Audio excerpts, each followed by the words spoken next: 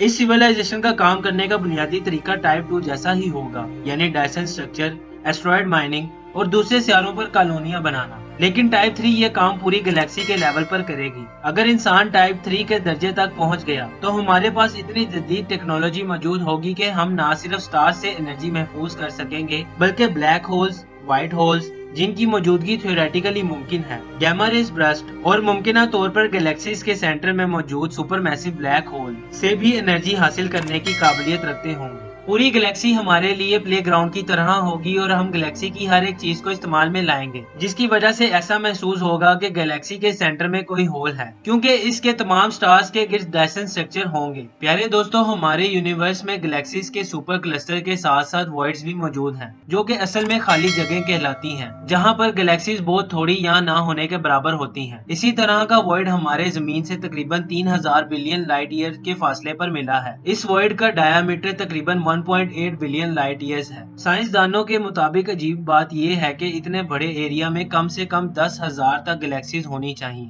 जो कि असल में वहां पर मौजूद नहीं है। इस अजीबोगरीब ऑब्जर्वेशन की वजह से ये खदशा भी जाहिर किया जा रहा है कि क्या पता इस खाली एरिया में कोई टाइप 3 सिविलाइजेशन मौजूद हो।